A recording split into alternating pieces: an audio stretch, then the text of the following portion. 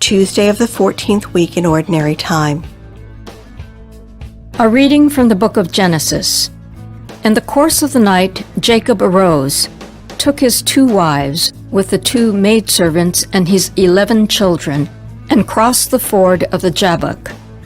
After he had taken them across the stream and had brought over all his possessions, Jacob was left there alone. Then some man wrestled with him until the break of dawn. When the man saw that he could not prevail over him, he struck Jacob's hip at its socket, so that the hip socket was wrenched as they wrestled. The man then said, "Let me go, for it is daybreak." But Jacob said, "I will not let you go until you bless me." The man asked, "What is your name?" He answered, "Jacob." Then the man said, "You shall no longer be spoken of as Jacob, but as Israel, because you have contended with divine and human beings and have prevailed." Jacob then asked him, "Do tell me your name, please." He answered, "Why should you want to know my name?" With that, he bade him farewell. Jacob named the place Peniel, "Because I have seen God face to face," he said, "yet my life has been spared." At sunrise, as he left Peniel, Jacob limped along because of his hip. That is why, to this day, the children of Israel do not eat the sciatic muscle that is on the hip socket, inasmuch as Jacob's hip socket was struck at the sciatic muscle. The word of the Lord.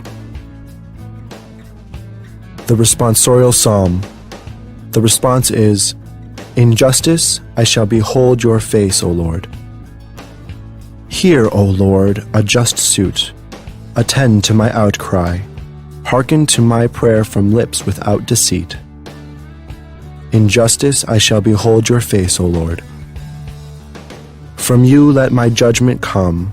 Your eyes behold what is right. Though you test my heart, searching it in the night, though you try me with fire, you shall find no malice in me.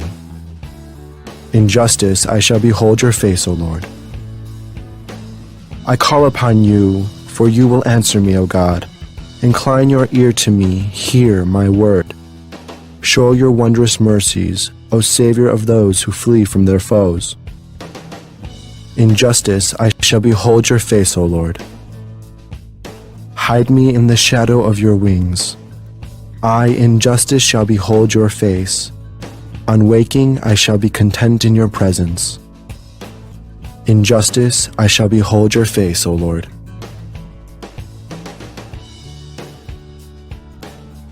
A reading from the Holy Gospel according to Matthew.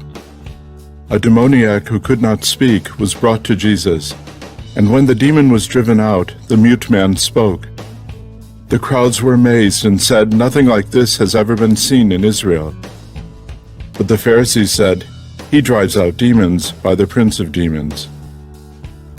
Jesus went around to all the towns and villages, teaching in their synagogues, proclaiming the gospel of the kingdom, and curing every disease and illness. At the sight of the crowds, his heart was moved with pity for them, because they were troubled and abandoned, like sheep without a shepherd. Then he said to his disciples, "The harvest is abundant, but the laborers are few. So ask the master of the harvest to send out laborers for his harvest." The Gospel of the Lord. Are you adequately protected from spiritual danger and evil? Jesus' numerous exorcisms brought freedom to many who were troubled and oppressed by the works of evil spirits. Jesus himself encountered personal opposition and battle with Satan when he was put to the test in the wilderness just before his public ministry. He overcame the evil one through his obedience to the will of his Father. Whenever people approached Jesus with expectant faith, he gave them freedom from the power of sin and from the forces of evil and darkness. How could Jesus' miracles cause both scorn and wonder at the same time from those who professed faith in God? Don't we often encounter the same reaction today, even in ourselves?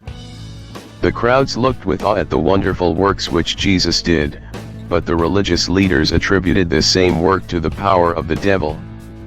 They disbelieved because they refused to recognize Jesus as the Messiah.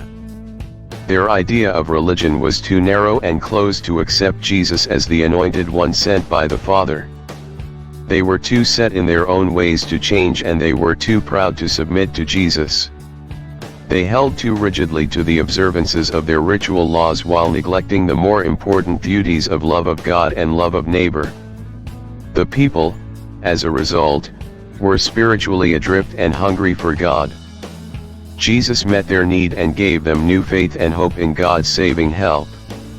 Whenever the gospel is proclaimed, God's kingdom is made manifest and new life and freedom is given to those who respond with faith.